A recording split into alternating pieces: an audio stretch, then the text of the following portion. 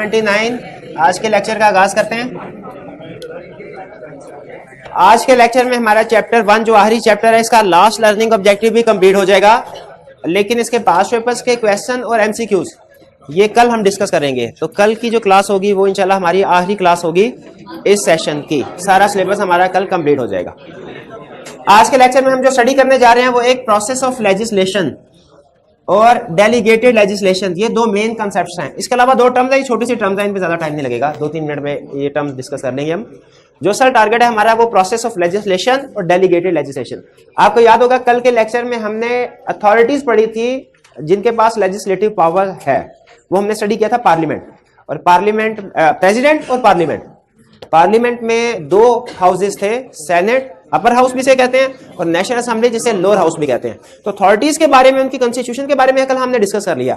आज हम डिस्कस करने जा रहे हैं प्रोसेस क्या होगा, यानी अगर कोई भी लॉ बनाना है, कोई सा भी लॉ, जैसे कंपनीज एक्ट है जो कंपनी से रिलेटेड है, आप नेक्स्ट कैप 7 में जाके पढ़ेंगे। अगर वो लॉ कभी इंप्लीमेंट जब ओरिजिनेट हुआ तो कैसे हुआ, किन फेजेस से गुजरा, वो हम स्टडी करेंगे लॉ मेकिंग प्रोसेस आज के लेक्चर में।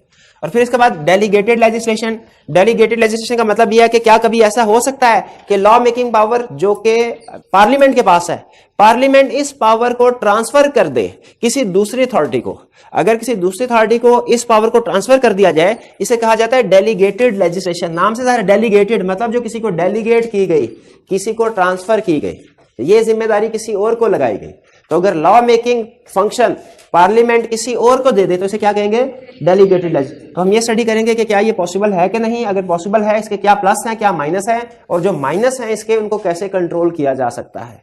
ये डिस्कशन हमारी होगी डेलीगेटेड लेजिस्लेशन में। तो लेक्चर की तरफ चलने से पहले प्रीवियस लेक्चर में से अगर आपने कोई क्वेश्चन पूछना हो तो पूछ लीजिए।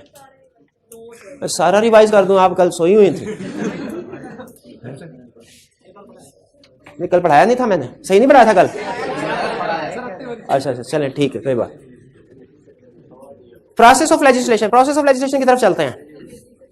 प्रोसेस ऑफ लेजिस्लेशन का मतलब क्या है, लॉ मेकिंग प्रोसेस क्या होगा, वो डिपेंड करता है सबसे पहले कि आप लॉ कौन सा बनाने जा रहे हैं।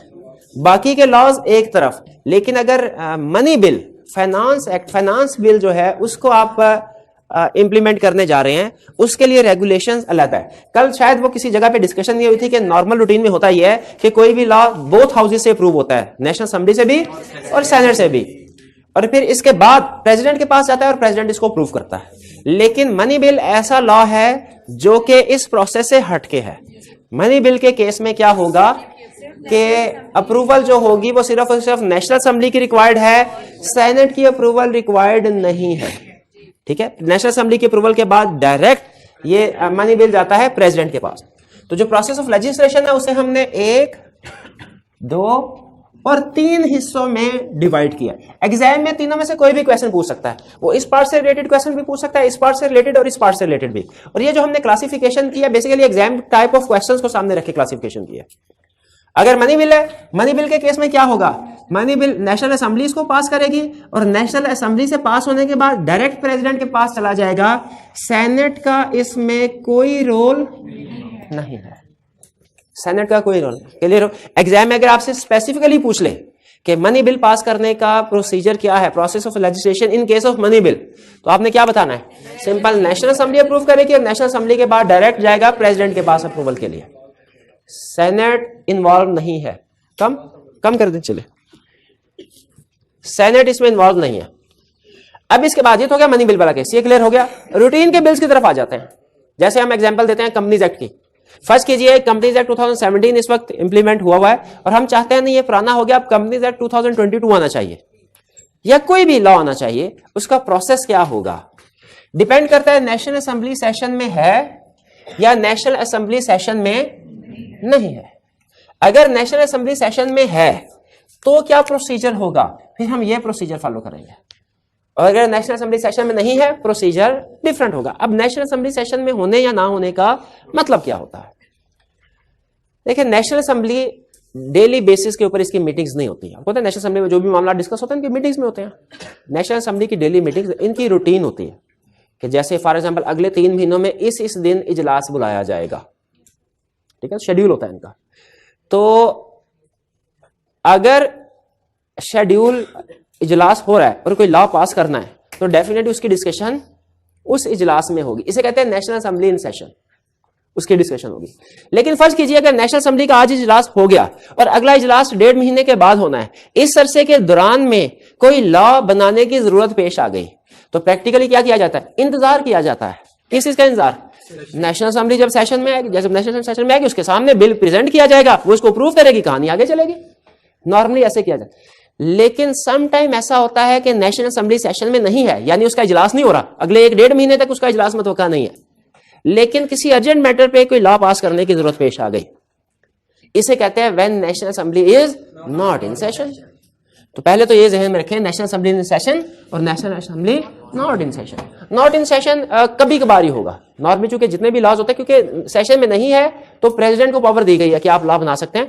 लेकिन इस लॉ के ऊपर लोग एतराजात उठाते हैं कि प्रेसिडेंट ने अकेले पार्लियामेंट को बाईपास कर लिया और अकेले खुद ही लॉ बना लिया। इसको एक अच्छी प्रैक्टिस नहीं समझी जाती, इसलिए सिर्फ और सिर्फ बवक्ते जरूरत इसकी इजाजत है। यानी कब? जब कोई अर्जेंट मैटर है और नेशनल असेंबली सेशन में नहीं है और उसका सेशन नेक्स्ट सेशन भी जो है वो कुछ टाइम के बाद मतलब ज्यादा टाइम के बाद मुतवक्किल है, इन नियर फ्यूचर सेशन भी प्लान नहीं है, उस सूरत में फिर लॉ मेकिंग की जाती है और प्रेसिडेंट लॉ करता है। वरना सबसे ज्यादा जो प्रैक्टिस है वो है ये कि नेशनल असेंबली इन सेशन हो। समझ? तो सबसे पहले लॉ मेकिंग प्रोसेस में 3 कैटेगरीज है। पहली कैटेगरी क्या है? When national assembly is in session, तो क्या when national assembly is not in session, और तीसरा मनी बिल। एग्जाम में तीनों का क्वेश्चन ज्यादा पूछ सकता है। सबसे पहले नेशनल असेंबली इन सेशन की बात करते हैं, क्या होगा। अच्छा, यहां पे मैंने नेशनल असेंबली और सेनेट का वर्ड यूज किया है, लेकिन आप इनको रिप्लेस भी कर सकते हैं। नेशनल असेंबली की जगह सेनेट लिख सकते हैं, सेनेट की जगह नेशनल असेंबली लिख सकते हैं। क्यों भला? क्योंकि कल मैंने आपको एक कंसेप्ट बताया था कि ज्यादातर बिल नेशनल असेंबली से ओरिजिनेट होते हैं, फिर सेनेट के पास जाते हैं और फिर प्रेसिडेंट। लेकिन लाजमी नहीं हमेशा ऐसे हो, कुछ बिल ऐसे भी होते हैं जो सेनेट से ओरिजिनेट होंगे और फिर उसके बाद नेशनल असेंबली में जाएंगे, नेशनल असेंबली में जाते हैं। तो मैंने बजाय ये कि पहले एक दफा सारा नेशनल असेंबली से स्टार्ट लेके उसके बाद सेनेट और फिर प्रेसिडेंट की तरफ जाऊं, फिर एक दफा सेनेट से स्टार्ट लेके वही प्रोसेस रिपीट कर रहा हूं। मैंने आपको एक जनरल पॉइंट बता दिया कि कोई भी बिल ओरिजिनेट किसी भी हाउस में हो सकता है। ओरिजिनेटिंग हाउस नेशनल असेंबली भी हो सकती है, ओरिजिनेटिंग हाउस सेनेट भी हो सकता है। अगर ओरिजिनेटिंग हाउस नेशनल असेंबली है तो ये प्रोसेस फॉलो करना है आपने। अगर ओरिजिनेटिंग हाउस सेनेट है तो प्रोसेस सिमिलर रहेगा। यहां पे आपने ऊपर सेनेट और जहां जहां पे सेनेट लिखा है वहां पे नेशनल असेंबली आ जाएगा, जहां जहां पे नेशनल असेंबली वहां पे सेनेट आ जाएगा। ये बात समझ आ गई? नेशनल असेंबली इन सेशन का मतलब समझ आ गया? इन सेशन का मतलब क्या है? कि उसका इजलास हो रहा है और उस इजलास में आपने लॉ को प्रेजेंट किया। नॉट इन सेशन का मतलब क्या है? नेशनल असेंबली का इजलास नहीं है, दूर है और जल्द ही अर्जेंट बेसिस के ऊपर कोई लॉ पास करने की जरूरत पेश है। अगर नेशनल असेंबली का सेशन है, बिल सबसे पहले पास होगा नेशनल असेंबली में। ये बात समझ आती है? मेजोरिटी की बेस पे पास होगा। नेशनल असेंबली में पास होने के बाद बिल जाएगा सेनेट में। सेनेट में 3 पॉसिबिलिटीज है। या तो सेनेट इस बिल को एज इट इज पास कर दे विदाउट अमेंडमेंट, या इस बिल को पास करे विद अमेंडमेंट, या इस बिल को पास ही ना करे, रिजेक्ट कर दे, या 90 डेज तक साइलेंट रहे। 90 डेज तक साइलेंट रहने का मतलब है बिल ऑटोमेटिकली रिजेक्ट हो गया सेनेट से। सबसे पहले बिल पास हुआ नेशनल असेंबली में, नेशनल असेंबली के बाद बिल गया सेनेट में। सेनेट में 3 पॉसिबिलिटीज हैं, या तो bill as it is approve हो जाए, या अप्रूव हो विद अमेंडमेंट्स, या अप्रूव ही ना हो, रिजेक्ट कर दिया जाए, या 90 डेज तक वो अप्रूव ना हो। इसको मैं आप बोलूंगा कि अप्रूव ही नहीं हुआ तो आपको समझ लग जाएगी कि उन्होंने रिजेक्ट कर दिया या 90 डेज में अप्रूव नहीं किया, तो मतलब बिल अप्रूव ही नहीं, सेनेट की तरफ से फारिग है बिल। क्या होगा? पहली सिचुएशन, नेशनल असेंबली से पास हुआ, सेनेट में गया, सेनेट ने एज इट इज पास कर दिया, किधर जाएगा? प्रेसिडेंट के पास। प्रेसिडेंट ने 10 दिन के अंदर अंदर फैसला करना होता है कि मैं इसको अप्रूव करूं या ना करूं। प्रेसिडेंट ने 10 दिन के अंदर अंदर फैसला करना है, मैं इसको अप्रूव करूं या इसको अप्रूव ना करूं। अगर प्रेसिडेंट इसको अप्रूव कर दे तो ये बन जाता है एक्ट, जैसे एक्ट भी कहते हैं और एक्ट ऑफ पार्लियामेंट भी कहते हैं। क्या पार्लियामेंट एक्ट है? पार्लियामेंट ने किया ना सारा काम।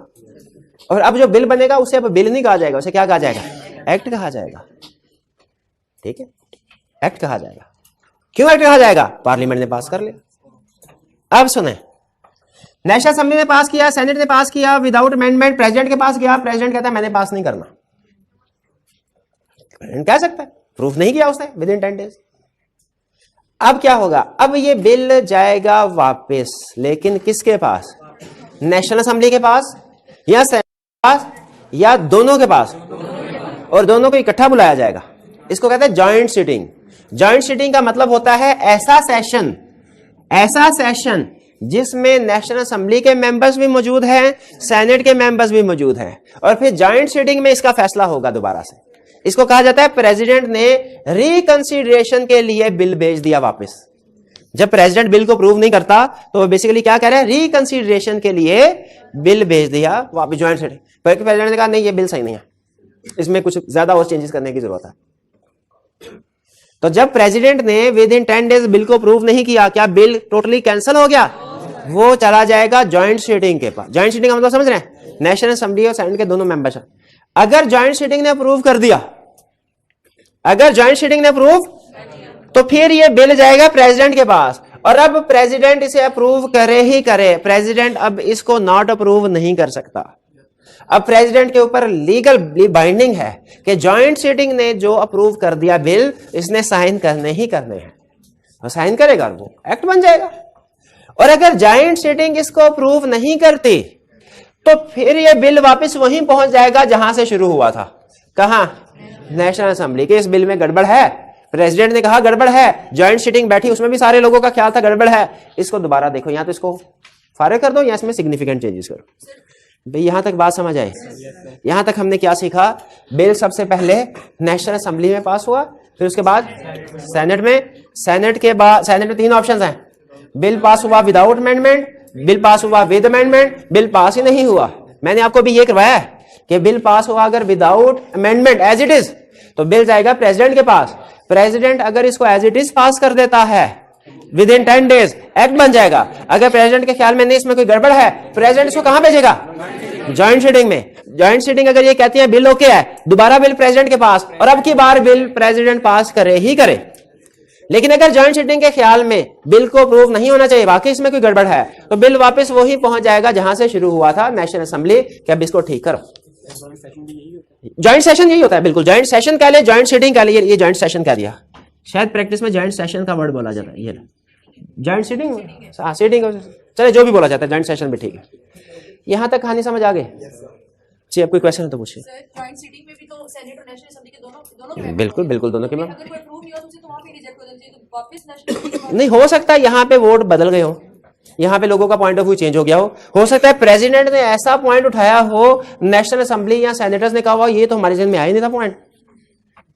ठीक है, उन्होंने कहा भाई ये कानून तो अच्छा है, लेकिन अगर इसको पास करोगे तो यूएसए से एड आना बंद हो जाएगी। ओहो, ये तो हमने सोचा ही नहीं था। फिर उस पॉइंट ऑफ बाद में किसी वजह से चेंज हो सकता है। तो वैसे आपकी बात बिल्कुल ठीक है, जॉइंट सीटिंग में चूंकि वही लोग बैठे हुए हैं जिन्होंने पहले अप्रूव किया है, तो ये सवाल तो आउट ऑफ क्वेश्चन हो जाता है थ्योरेटिकली कि वो जॉइंट सीटिंग में अप्रूव ना हो।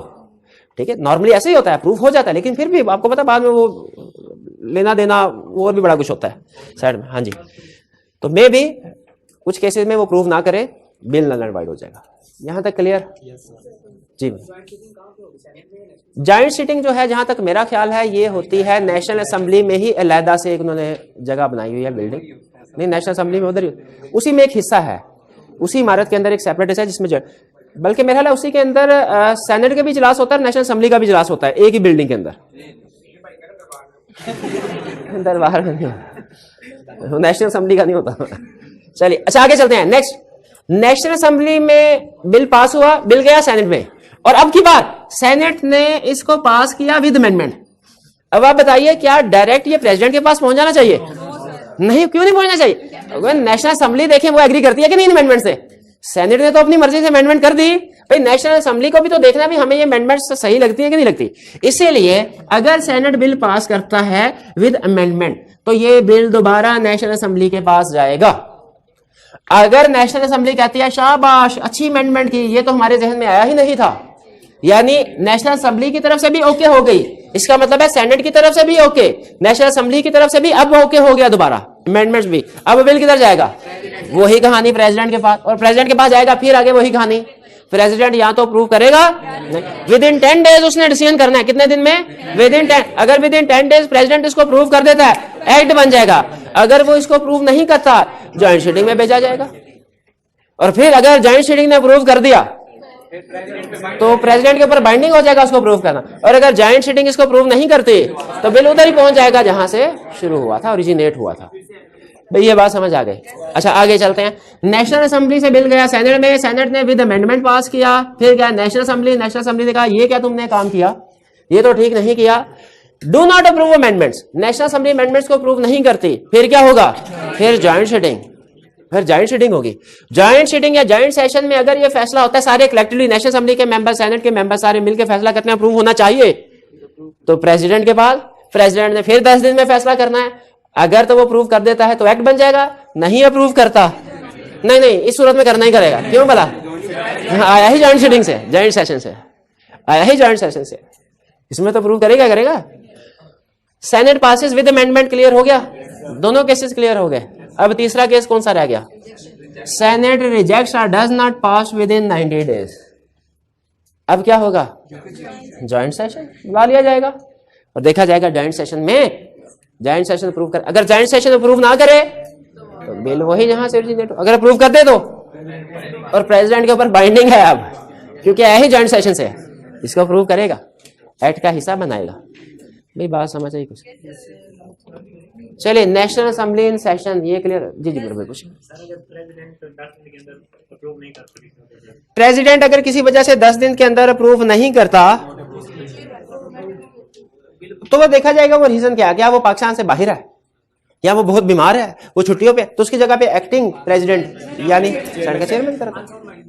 ठीक है, अनसाउंड मैटर। जी बिल्कुल। लेकिन नॉर्मली ये 10 दिन से ज्यादा डिले करता नहीं है, क्योंकि वो फिर लॉ की वायलेशन हो जाएगी, कॉन्स्टिट्यूशन की वायलेशन। ये पोर्शन क्लियर हो गया आपको? अच्छा, इसी को अब आई कैब ने पूछ लिया, बताइए एक बिल ओरिजिनेट हुआ है सेनेट से, उसकी लेजिस्लेशन का, अगर तो हम पे छोड़े ना, हमसे पूछे कि बताओ लेजिस्लेशन का प्रोसेस क्या है, हम नेशनल असेंबली से स्टार्ट करके उसे बताएंगे, खत्म। लेकिन अगर वो खुद से कह दे कि एक बिल ओरिजिनेट हुआ है सेनेट से, फिर आप कैसे बताएंगे? फिर हम ये, अगर आप देखिएगा मैं सही बता रहा हूं कि नहीं, फिर हम कहेंगे सेनेट में बिल पास होगा, सेनेट से बिल जाएगा नेशनल असेंबली में, नेशनल असेंबली में 3 ऑप्शंस होंगी, या तो नेशनल असेंबली पास करेगी विदाउट अमेंडमेंट, या विद अमेंडमेंट, या पास ही नहीं करेगी 90 डेज में। अगर वो पास करते हैं विदाउट अमेंडमेंट, प्रेसिडेंट के पास जाएगा, प्रेसिडेंट के दोनों हाउसेस से अप्रूव हो गया, 10 दिन है प्रेसिडेंट के पास, या तो अप्रूव करेगा या नहीं करेगा। अप्रूव कर दिया, एक्ट बन गया। अप्रूव नहीं किया, ज्वाइंट सेशन में जाएगा। ज्वाइंट सीटिंग में 2 ऑप्शंस हैं, या अप्रूव होगे या नहीं होगी। अगर ज्वाइंट सीटिंग में अप्रूव हो गया, प्रेसिडेंट के पास जाएगा, अब की बार बाइंडिंग है प्रेसिडेंट पे। ज्वाइंट सीटिंग में अप्रूव नहीं हुआ, जहां से शुरू हुआ था वही वापस सेनेट के पास। ठीक है, अगर आप आईकैब की बुक देखें ना, वो इस चक्कर में पढ़ा ही नहीं, नेशनल असेंबली के सेनेट। हाँ, उसने टर्म्स क्या यूज किए, एक ओरिजिनेटिंग हाउस और दूसरा other house. If a bill is originated from originating house and after passing it will be sent to other house. If other house passes it without amendment, it will be sent to president. If other house passes with amendment, it will be sent back to originating house. If originating house approves amendment, तो ये if originating house does not, ऐसे भी आप लिख सकते हैं, आपकी मर्जी है। जेनेरिक टर्म भी यूज कर सकते हैं। जेनेरिक टर्म यूज करेंगे तो जिस हाउस से ओरिजिनेट हो रहा है उसे कहेंगे ओरिजिनेटिंग हाउस, और जो दूसरे वाले को कहेंगे अदर हाउस। लेकिन मेरे ख्याल में बेहतर यही है कि आप स्पेसिफिक वर्ड यूज करें कि नेशनल असेंबली, ठीक है, और सेनेट। एक दफा जिंदगी सॉल्व करते हुए नेशनल असेंबली के साथ ब्रैकेट में लिखते हैं ओरिजिनेटिंग हाउस और सेनेट के आगे अदर हाउस, बस, ताकि उसे ये पता चलता है हमें ओरिजिनेटिंग और अदर हाउस वाला कंसेप्ट भी पता है। बाकी आप शेयर करें। ये क्लियर हो गया? नेशनल असेंबली सेशन में नहीं है, अब क्या होगा? प्रेसिडेंट उस बिल के ऊपर खुद साइन कर लेगा। उसके ऊपर अब देखें ना नेशनल असेंबली के साइन है ना सेनेट की अप्रूवल है। प्रेसिडेंट सिर्फ एक पार्टी, प्रेसिडेंट की अप्रूवल है। ऐसे लॉ मेकिंग को पसंद नहीं किया जाता, लेकिन इमरजेंसी सिचुएशन में इसकी इजाजत है। लेकिन लॉ ने यह कहा कि ये पास तो हो गया और ये उतना ही इफेक्टिव है जितना कि एक एक्ट जो कि दोनों हाउसेस से पास हुआ है और प्रेसिडेंट से भी हुआ है, जितना को ये इफेक्टिव है ना, जितना को स्टेटस, लीगल स्टेटस जो इसका है, एग्जैक्टली वही लीगल स्टेटस ऑर्डिनेंस का भी है। चाहे ये नेशनल असेंबली और सेनेट से पास नहीं भी हुआ, इसकी इजाजत, लेकिन इसकी इजाजत सिर्फ 120 दिन के लिए है। विद इन 120, इसका वैलिडिटी पीरियड 120 डेज है। विद इन 120 डेज प्रेसिडेंट इसको भेजने का पाबंद है नेशनल असेंबली और सेनेट में। अगर विद इन 120 डेज ये नेशनल असेंबली या सेनेट से अप्रूव नहीं होता तो ये खत्म। इसका वैलिडिटी पीरियड क्या है ऑर्डिनेंस का? अब आपको 3 वर्ड बोलने लगा, अगर आपको 3 वर्ड समझ आ गए तो लेजिस्लेटिव प्रोसेस समझ आ गया। एक बिल, एक एक्ट, एक ऑर्डिनेंस। इन तीनों में फर्क, बिल का भी लीगल स्टेटस कोई भी नहीं है, ऑर्डिनेंस का लीगल स्टेटस है 120 डेज तक, और एक्ट का लीगल स्टेटस फॉर लाइफ, जब तक इसको चेंज नहीं करते, खत्म नहीं करते। ये चीजें क्लियर हो गए? कोई प्रॉब्लम तो नहीं? चलिए ठीक है, मनी बिल भी हो गया। अब आगे चलते हैं लेजिस्लेशन। सम टाइम एक प्रैक्टिकल प्रॉब्लम आती है। अच्छा मुझे ये बताइए कि जो नेशनल असेंबली में मेंबर्स हैं और जो सेनेट में मेंबर्स हैं जिन्होंने लॉ बनाना है, क्या लाजमी है वो बहुत पढ़े लिखे हों? वोट होना लाजमी है, पढ़े लिखे होना लाजमी नहीं। तो जब हम छोटे थे ना, टीवी पे एक शो लगता था, वो उस वक्त के शो भी कुछ और होते, इंटेलेक्चुअल होते थे, वो मजाकिया।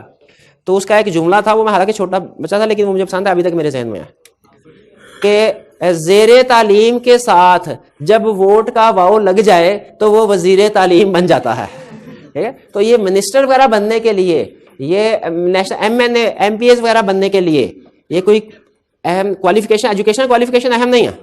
ये टेक्निकल मैटर्स में एक्सपर्ट नहीं होते, लेकिन जाहिर है अवाम ने अपने, जो लीगल सिस्टम है अवाम ने अपने वोट से उनको चुना हुआ है। बाज़ औक़ात ऐसा होता है कि लॉ तो बना देते हैं लेकिन उसकी डिटेल जो है वो उसके बारे में इनको नहीं पता होता कि क्या होनी चाहिए। जैसे फर्ज कीजिए, आपको एक कंपनीज एक्ट का एक बताता हूं इशू। जो कंपनीज एक्ट है ना, वो भी आप आगे चल के जो पढ़ेंगे, उसमें एक जगह पे लिखा हुआ है कि पाकिस्तान में जितने भी कंपनीज हैं उनकी मैनेजमेंट हर साल उसके ऊपर लाजमी है कि वो कंपनी के मालिकान को पूरे साल में जो भी उनकी कार्रवाई हुई है उसकी फाइनेंशियल स्टेटमेंट्स बना के सेंड करें। फाइनेंशियल में तो पता है ना किसको कहते हैं, फाइनेंशियल बना के सेंड करें। और साथ ही साथ लॉ ने एक और, जब लॉ बना तो एक और उसमें प्रोविजन थी कि ये फाइनेंशियल स्टेटमेंट्स एक इंडिपेंडेंट थर्ड पार्टी चेक करेगी कि सही बनी है कि नहीं। ये तो नहीं कि असल में नुकसान हो रहे हैं और शेयर होल्डर्स को बता दिया बहुत प्रॉफिट है, सोए रहे हैं आप, कोई आपको इंटरफेयर करने की जरूरत नहीं। इंडिपेंडेंट पर्सन को चेक कर, इस इंडिपेंडेंट पर्सन को कहते हैं ऑडिटर। इसीलिए कहा जाता है, अब मैं लॉ की लीगल प्रोविजन आपको बता रहा हूं, कि हर साल कंपनी की मैनेजमेंट एनुअल फाइनेंशियल स्टेटमेंट्स बनाएगी और ऑडिट रिपोर्ट के साथ शेयर होल्डर्स को सेंड करेगी। ये रिक्वायरमेंट समझ आई आपको?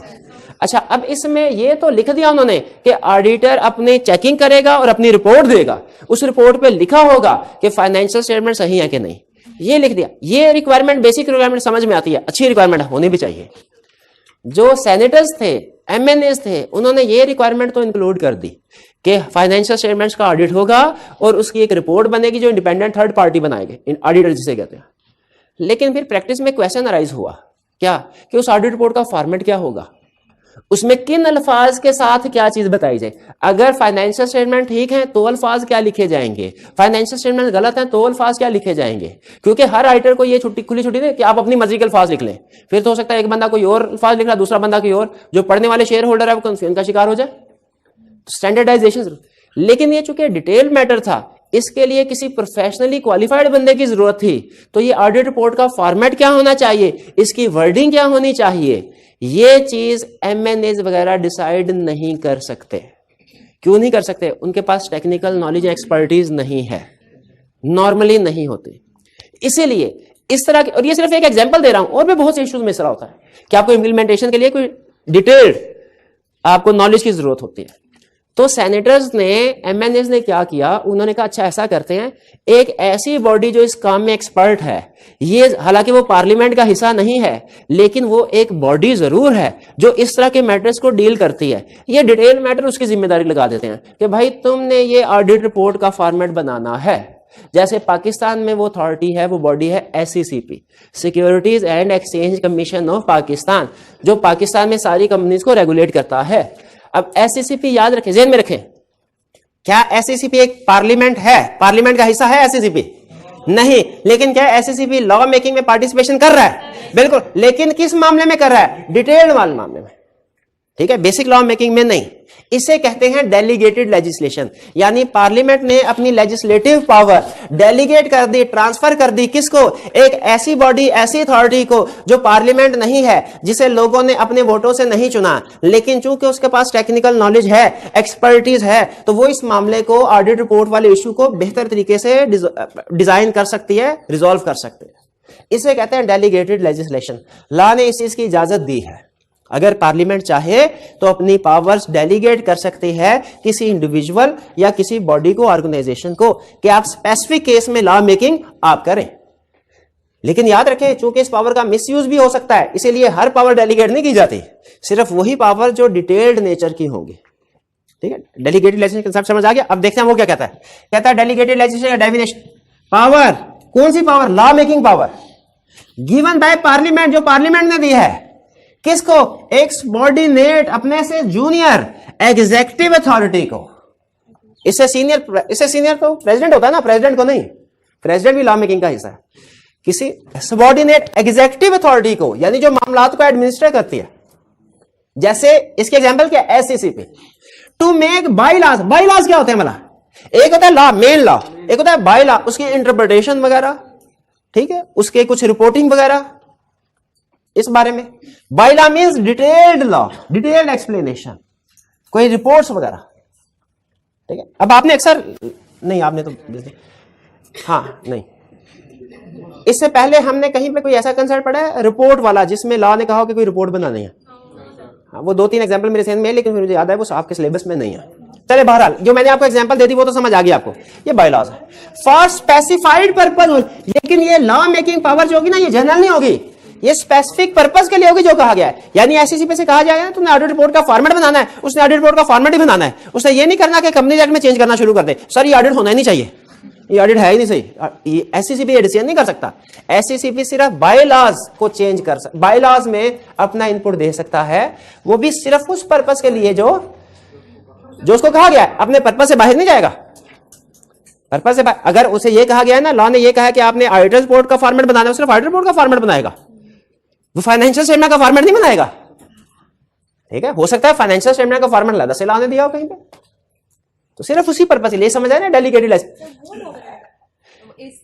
एससीसीपी लॉ बनाएगा, लेकिन सिर्फ लॉ का वो छोटा सा हिस्सा जिसकी जिम्मेदारी इसको दी गई है, पूरे का पूरा लॉ नहीं बनाएगा। इसको कहते हैं बाय लॉ का मतलब ये होता है कोई डिटेल, उसका एडेंडम वगैरह, अपेंडिक्स वगैरह, एडिशनल पॉइंट्स वगैरह, वो मेन नहीं, ठीक। नहीं, वो ऑडिट मैं कह रहा हूं कंपनी का जिसने, ये तो पार्लियामेंट का ऑडिट तो कभी नहीं होता, पार्लियामेंट की ऑडिट की बात नहीं कर रहा, उस कंपनी के जिसने फाइनेंशियल स्टेटमेंट्स बनाई है। भाई ये फाइनेंशियल स्टेटमेंट वाली एग्जांपल आपको समझ आई कि नहीं आई, कि एक कंपनी है, कंपनी किसको कहते हैं, एक ऐसी बिजनेस ऑर्गेनाइजेशन जो लोगों से पैसे लेके बिजनेस चलाती है, उसे कहते हैं कंपनी। अब चूंकि पैसे इन्वेस्ट करने वाले ओनर्स कुछ और लोग हैं, उन्हें शेयर होल्डर कहते हैं, और जो बिजनेस को मैनेज कर रहे हैं, संभाल रहे हैं, वो और लोग हैं, उन्हें डायरेक्टर्स कहते हैं या मैनेजर्स कहते हैं। तो ये खतरा हमेशा होता है शेयर होल्डर्स को कि हमने अपने पैसे डायरेक्टर्स मैनेजर के हवाले कर दिए, कहीं ये उसमें हेर फेर करके सारा खुद खा पी ना लें, पता नहीं हमारे पैसे सही जगह पे इस्तेमाल हो रहे हैं कि नहीं, पता नहीं हमने जो पैसे दिए हैं इसमें ऑफिस के बिल अदा किए गए, किसी डायरेक्टर का घर का बिल तो नहीं अदा हो गया, और ऐसा होता है बाजुगात।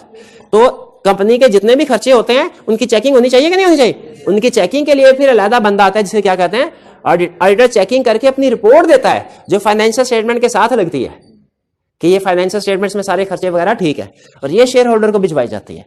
तो ऑडिट होगा उस कंपनी का, उसके खर्चों का, उसकी फाइनेंशियल स्टेटमेंट्स का, ठीक है। अब ब्रॉड लॉ तो पार्लियामेंट ने बना दिया, क्या ये ऑडिट होगा, लेकिन रिपोर्ट का फॉर्मेट क्या होगा, उस पर अल्फाज क्या लिखे जाएंगे, ये पार्लियामेंट ने नहीं बताया। ये उन्होंने कहा यार टेक्निकल नेचर का मैटर है, ये हम नहीं डिस्कस करते, ये एससीसीपी की जिम्मेदारी लगा दे। एससीसीपी से उन्होंने कहा भाईजान आपने ना 3-4 महीने के अंदर अंदर कोई अच्छा सा रिपोर्ट का फॉर्मेट बनाए। अब इवन एससीसीपी के लिए भी आसान काम नहीं होता ये। एससीसीपी ने भी रेलिवेंट सारे स्टेक होल्डर्स को इकट्ठा किया, उनसे पूछा, ये डिटेल एक्सरसाइज होती है, लेकिन एससीसीपी ने ये डिटेल एक्सरसाइज भी जल्दी कर लेता है। यही एक्सरसाइज अगर पार्लियामेंट को करनी पड़ती ना, वो महीनों लगा देता, एससीसीपी ने वो हफ्तों में ही एक्सरसाइज कर लेते। क्यों भला, पार्लियामेंट का इजलास आज हो, अगला पता नहीं महीने बाद होना है। एससीसीपी का ऑफिस हर रोज खुलता है, उसके ऑफिसर रोज, वो रोज के रोज भी मीटिंग कर सकते हैं, तो ये इसका एक फायदा ये भी होता है कि लॉ मेकिंग भी क्विक हो जाती है। डेलीगेटेड लेजिस्लेशन का कंसेप्ट समझ आ गया। इसमें ध्यान में रखिएगा, पार्लियामेंट इतनी पागल नहीं है कि वो ओरिजिनल लॉ मेकिंग पावर किसी के हवाले कर दे, तो फिर पार्लियामेंट का काम क्या है, वो पैसे तनहा किस चीज के लेंगे। मेन लॉ मेकिंग वो खुद बनाएंगे, जो बाई लॉज होंगे ना एडिशनल पॉइंट्स वो डेलीगेट करेंगे। कितने स्टूडेंट्स के ख्याल में ये डेलीगेटेड लेजिस्लेशन फायदे की बात है, होना चाहिए? कितनों का ख्याल है नहीं होना चाहिए, नुकसान की बात है? अच्छा कम से कम एक तो वोट आ गया, ठीक है। चले एडवांटेजेस भी डिस्कस, डिसएडवांटेज का भी मौका। एडवांटेजेस क्या है? टाइम सेव होता है, किसका? पार्लियामेंट का, पार्लियामेंट का, एससीसीबी का नहीं। यूज ऑफ एक्सपर्ट नॉलेज, क्यों? एससीसीबी के टेक्निकल लोग हैं। फ्लेक्सिबिलिटी, ऐसे लॉ को बनाना और बाद में इसको चेंज करना वो भी आसान है। अब जरा खुद सोचें, कल कला को ऑडिट रिपोर्ट का फॉर्मेट चेंज करना पड़े, एससीसीबी ने खुद बनाया, खुद ही चेंज भी कर लेगा। लेकिन अगर यही काम पार्लियामेंट ने किया होता, तो जैसा ये सारा प्रोसेस लॉ को बनाने के लिए लगता है ना, लॉ को चेंज करने के लिए भी ये सारा प्रोसेस फॉलो करना पड़ता है। तो इसीलिए ये डेलीगेटेड लेजिस्लेशन वाला लॉ, इसे फ्लेक्सिबल कहते हैं। इसे बनाना भी आसान है, इसे बाद में चेंज करना भी आसान है। फ्लेक्सिबल ऐसे ही कहते हैं ना, मोड़ तोड़ दे कोई प्रॉब्लम नहीं है, फ्लेक्सिबल है, फ्लेक्सिबिलिटी है। स्पीड, कैसे? रोज के रोज ऑफिस आके जल्दी निपटा देगा, वरना पार्लियामेंट में गया तो महीनों गए। बहुत से बिल, अभी हमारा वो पड़ा हुआ ना बिल, कौन सा बिल? डाटा प्रोटेक्शन बिल, देखा? हाँ, वो कौन सा, उसके आगे ईयर कौन सा था? 2020।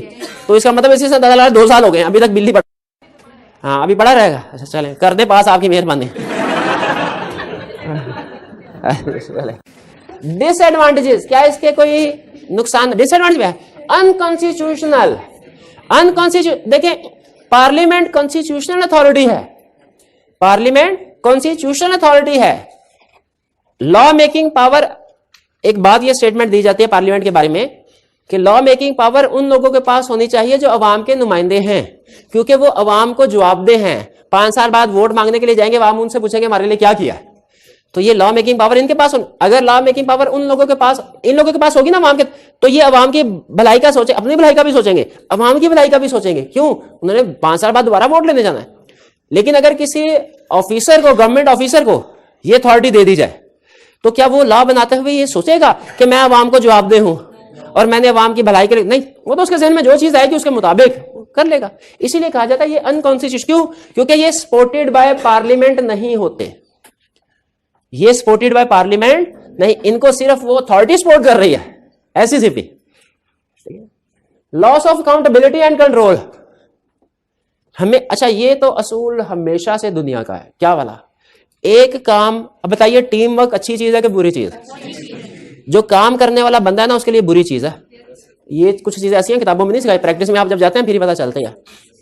एक जगह मैं पढ़ा था, टीम वर्क की मिसाल ऐसी ही है कि एक गाड़ी है, उसके 4 पहिए हैं और 2 पहिए 80 की स्पीड से भाग रहे होते हैं और 2 40 की स्पीड से, और एक आधा कभी कभी पंचर भी होता है। और टीम में इसी तरह होता है ना, वो सारे का सारा, कोई अगर छुट्टी पे चला जाए, काम ना करे, उसका बर्डन दूसरे टीम मेंबर पे आ जाता है। लेकिन बहरहाल इसमें बेसिकली जॉइंट काम हो रहा है। डेलीगेट, पार्लियामेंट भी लॉ में इन्वॉल्व है, उस लॉ में जो कंपनीज एक्ट है, और एससीसीबी भी इन्वॉल्व है। अगर तो लॉ अच्छा बन गया, दोनों कहेंगे देखा मेरा कमाल, देखा मेरी मेहनत। और अगर लॉ में गड़बड़ हो गई, दोनों एक दूसरे पे डालेंगे, भाई ये काम मैंने तो नहीं। अगर आपका कभी तजर्बा टीम का, तो उसी तरह होता है, काम अच्छा होना हर बंदा क्रेडिट लेता है, और बुरा हो जाए वो एक दूसरे पे डाल दे। कहता है loss of accountability and control. इसको कौन काउंटेबल है, किसको जिम्मेदारी देनी है गड़बड़ की, और अल्टीमेट कंट्रोल किसके पास है, ये थोड़ा क्लियर नहीं होती ये चीज। बल्क यानी ज्यादा क्वांटिटी में लॉ बन जाते हैं, ठीक है। जैसे छोटे छोटे कई लॉज बन गए। अब पार्लियामेंट तो जाहिर है मेन एरियाज के ऊपर फोकस कर रही होगी। जब पावर को डेलीगेट किया जाता है तो लॉज की तादाद भी ज्यादा हो जाती है, वो फिर सप्लीमेंट्री के नाम पे फर्दर लॉस बन रहे होते हैं। डिसएडवांटेज क्लियर हुए? अच्छा मुझे बताइए, बल्क का मतलब यह है कि रोज ही कोई ना कोई लॉ बन रहा होगा। एससीसीबी आया, पावर मिलेगी ना उसे एक दफा, और वो रोज हो सकता है कोई ना कोई रिपोर्ट का फॉर्मेट रिवाइज कर रहा हो, कोई नई चीज ऐड कर रहा हो, या हो सकता है कि आज से रिपोर्ट का फॉर्मेट ये नहीं होगा। या बाजू का ये भी होता है कि पार्लियामेंट वो कहते हैं अच्छा पब्लिक, अभी आगे फर्दर डिटेल की बात है, मैं आपसे डिस्कस नहीं करना चाहता। वो कहते हैं अच्छा अगर लिस्टेड कंपनी है उसका रिपोर्ट का फॉर्मेट ये होगा, अनलिस्टेड कंपनी है उसका फॉर्मेट ये होगा, प्राइवेट कंपनी उसका फॉर्मेट ये होगा, एनजीओ उसका फॉर्मेट ये होगा। हालांकि लॉ की सेंस तो ये कहती है ना हर कंपनी का तो एक ही होना चाहिए। उनके पास पावर आई, वो उसका बेदरेक इस्तेमाल कर रहे थे, वो उन्होंने एक की बजाय 4 रिपोर्ट का फॉर्मेट बना दिया। तो बल्क का मतलब ये। अच्छा एडवांटेजेस भी आपके सामने, डिसएडवांटेजेस भी। अगर तो एडवांटेजेस ज्यादा है, डिसएडवांटेजेस कम, तो डेलीगेटेड लेजिस्लेशन होनी चाहिए। लेकिन अगर डिसएडवांटेजेस ज्यादा है, एडवांटेजेस कम, तो नहीं होनी। आपके ख्याल में एडवांटेजेस ज्यादा है या डिसएडवांटेजेस? एडवांटेजेस ज्यादा है, यानी डेलीगेटेड लेजिस्लेशन होनी चाहिए। लेकिन इसका यह मतलब नहीं डिसएडवांटेजेस को छोड़ ही दें, इसको भी एड्रेस करना चाहिए, डिसएडवांटेज को भी रोकना चाहिए, इनके ऊपर भी कोई कंट्रोल होना चाहिए ताकि ये प्रॉब्लम ना आए। यस, कंट्रोल है, दो तरह के कंट्रोल। कंट्रोल किस चीज के ऊपर? भाई ऐसा ना हो जिस अथॉरिटी को पावर डेलीगेट की है उल्टे सीधे लॉ बनाई जाए, हवाई फायरिंग करी जाए। हमने इसको स्पेसिफिक कहा कि भाई ये टारगेट है हमारा, ये काम करना है, और ये अपनी मर्जी से जो मर्जी कर। फारग बैठे होकर चले, 2-4 पावर तो है हमारे पास, 2-4 लॉ बना देते हैं आज। तो कुछ कंट्रोल यहां हो सकता है, इसको जो पावर दी गई हो उससे एक्सीड कर जाए, उससे एक्सीड कर जाए, ये एडिशनल चीजें भी ऐड करना शुरू कर दे। इसीलिए अगर डेलीगेटेड लेजिस्लेशन की है तो कंट्रोल होना चाहिए। एग्री करते हैं? कंट्रोल है दो तरह का, एक पार्लियामेंट का कंट्रोल है, जुडिशियल कंट्रोल यानी कोर्ट्स वगैरह, जज। पार्लियामेंट्री कंट्रोल क्या कहता है कि रिस्ट्रिक्शन ऑफ पावर्स, पावर्स के ऊपर रिस्ट्रिक्शन लगा दी, स्पेसिफिकली बताया कि भाईजान आपने एससीसीपी, भाईजान आपने सिर्फ ऑडिट रिपोर्ट का फॉर्मेट बनाना है और एक ही फॉर्मेट बनाना है, 4-4 फॉर्मेट ना बनाइएगा। और सिर्फ ऑडिट रिपोर्ट का फॉर्मेट बनाना है, कोई और डायरेक्टर रिपोर्ट का फॉर्मेट ना बना दीजिएगा, कोई फाइनेंशियल स्टेटमेंट का फॉर्मेट ना बता दीजिएगा। उसकी अथॉरिटीज को रिस्ट्रिक्ट कर दिया, यानी उसे डेलीगेट करते हुए बता दिया भाई आपका स्कोप इतना, से बाहर नहीं जाना। ये एक अच्छा कंट्रोल है कि नहीं? और दूसरा, जब वो लॉ बना ले उसके बाद उसको अप्रूव करना, यह है स्टार्ट में कंट्रोल अप्लाई होता है डेलीगेशन देते हुए, और ये जो अप्रूवल ऑफ लेजिस्लेशन है ये लॉ बनने के बाद अप्लाई होता है कि जो भी लॉ बनाया उसके बाद पार्लियामेंट दोबारा पार्लियामेंट में पार्लियामेंट उसको अप्रूव करे। उसे ये ना कि यार तुम खुद ही अप्रूव करके ना खुद ही इशू कर देना, ऐसे नहीं, बल्कि जो लेजिस्लेशन बनाई गई है उसकी अप्रूवल दोबारा पार्लियामेंट से हो। लेकिन देखिए पार्लियामेंट का टाइम फिर भी बच गया, स्टार्ट में पार्लियामेंट ने पावर डेलीगेट की, एंड पे जो भी रिपोर्ट आई उसको रिव्यू कर लिया और अप्रूव कर दिया। दो कंट्रोल, रिस्ट्रिक्शन ऑफ पावर का मतलब समझ आ गया, उसकी पावर को रिस्ट्रिक्ट कर दिया कि भाई आपने इस बाउंड्री लाइन से बाहर नहीं जाना, इससे बाहर लॉ मेकिंग नहीं करनी, और बाद में जो भी लॉ बना के लाएंगे उसको प्रूव करना है, उसमें कांट छांट की जरूरत है तो वो कर देंगे।